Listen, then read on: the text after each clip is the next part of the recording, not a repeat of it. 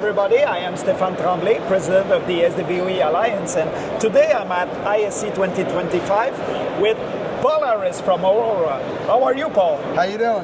Good, good. So Paul, you are a contributing member of the SDVoE Alliance with a lot of experience being there for so many years. I must assume you have a great portfolio of product. Why don't you run down of your SDVoE products with us today? Well, thank you. So where we like to pride ourselves is being different than most manufacturers. And one of the things that we do is the transceiver. And in our case, we're doing simultaneous transceiving. So rather than having a lot of different SKUs, we have a low amount of SKUs, so that way there's less to inventory and you could choose what you need at a fair price to be the building blocks of what you need. So what's beautiful about these is they're not only just transmitters or receivers, they're both at the same time, which opens up a lot of new capabilities for this. Even the wall plates can do that as well. So it gives it a much more simplistic aspect to the system. We can also do the Dante, the USB 2.0, so it scales with increments all from the one SKU itself. So whether you're doing a few units or thousands of units, which we've done, it builds a really nice system. The pride and joy of our unit is the Ultra. It's called the IPX-UC1 Ultra. And this is everything, including the kitchen sink. So this has, well, let's do it, a simultaneous transceiving SDVoE. It's got a full Pentium processor up to an i7 with 1 terabyte hard drive. It's got a quad scaler built into this thing with a card slot and all sorts of fun goodies on there. It could do 1 degree image rotation. If you have 2 projectors, you can do side-by-sides with edge blending. Oh yeah, this thing has a ton of features that I'll tie up too much of your time, but it does a lot. I know it does a lot. I will stop you. Please run us through this education application that you have using this product, because it really has a nice purpose in that space.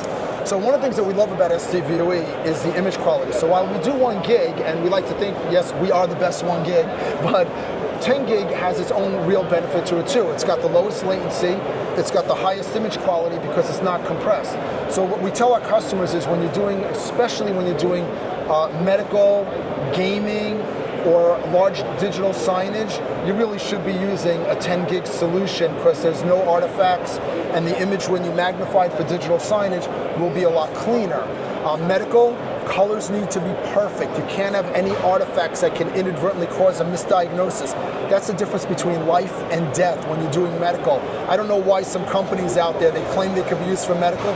I wouldn't even tell my people, unless it's just for remote viewing, that you don't care about things like that. But if you're in the OR, you got to be having that. And honestly, even from education, you want to learn it right, not wrong.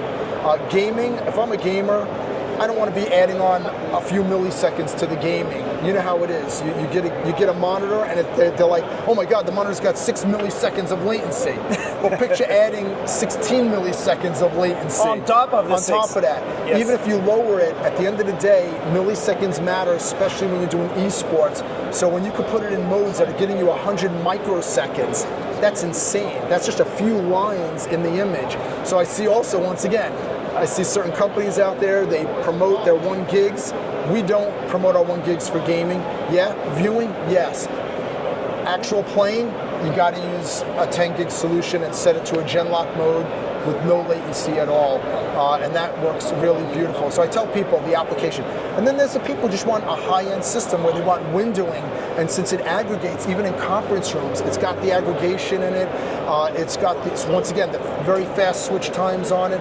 So if they're willing to pay the little bit of extra that it costs, and it's not a lot more difference when you look at our price points of our 10 gig versus our 1 gig, they're not very far off. It's come down a lot. So if they're willing to do that, it's come a long way. So yeah, we're very thrilled with it, and that's why it's a part of what we do. And if you look at the theme of what we do, our 1 gigs are simple SKUs, our 10 gigs are simple SKUs, but it makes the building blocks so much easier to choose from and to grow with what you want to start with. Speaking of building blocks, there's one part you didn't mention, but Aurora has been traditionally very strong in the control software part of it. Please tell us about this story about control software and potentially the reacts that goes with it. Right, so yes, we're a control system company also, and ours is based on industry standards, Node.js, which is JavaScript, and HTML5.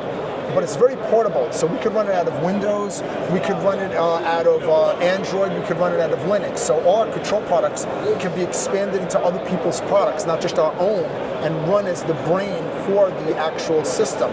Even our control software that we use to route these is all web server based.